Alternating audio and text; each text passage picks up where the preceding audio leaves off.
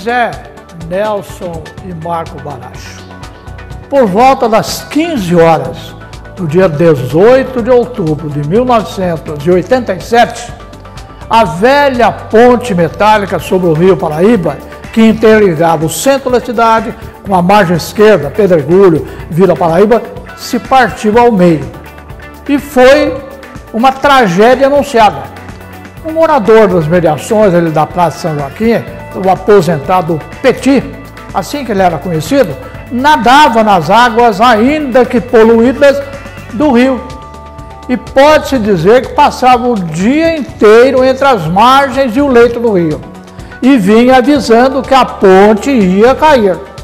Chegou a conceder entrevistas em programas de rádio, bradando o seu alerta, mas não deram muita atenção para os seus avisos. Depois que a ponte realmente caiu, é que verificaram que a correnteza do rio vinha solapando a base da coluna de sustentação, que ficava mais próxima à margem esquerda do rio. E foi exatamente naquele ponto que a ponte afundou. Eu vi o desastre de perto.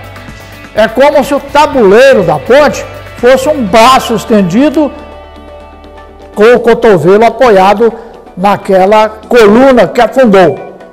Então, o cotovelo do tabuleiro dobrou, levando aquela parte da ponte para o fundo do rio.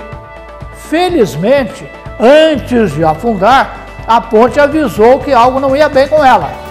Por volta de meio-dia, exatamente em cima daquele ponto fraco da coluna, o tabuleiro da ponte começou a afundar. Moradores das imediações interromperam o tráfego e avisaram as autoridades. E a ponte só iria ruir de uma vez umas 3 horas depois. Não havia ninguém passando por ela. Por isso ninguém morreu, ninguém ficou ferido. Restou apenas um grande problema para os dois lados do rio. A queda da ponte arrastou consigo para dentro do rio adutora de água, cabos telefônicos, redes elétricas e, felizmente, havia alternativa da ponte Ademar de Barros, que passou a ser a responsável pela travessia do Paraíba. Depois foi construída a ponte Rosinha Filipe. Mais tarde, veio a ponte Dr. Zerbini ao lado da velha ponte metálica que restou apenas pela metade, entre a margem direita e o meio do rio. Dizem alguns que a ponte metálica que partiu foi construída pelo engenheiro e escritor Euclides da Cunha.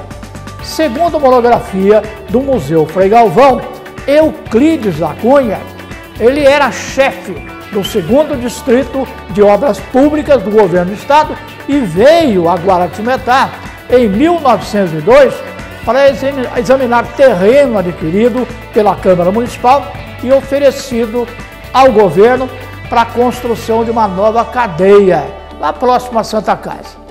A ponte metálica já existia desde 1897, mas estava apresentando alguns problemas, principalmente no seu assoalho, que era de tábuas.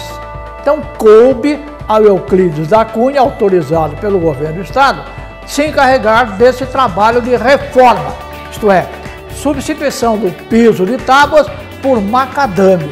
E esse material foi refeito em 1938 e coberto por asfalto em 1967, aumentando muito o peso sobre a estrutura metálica da ponte.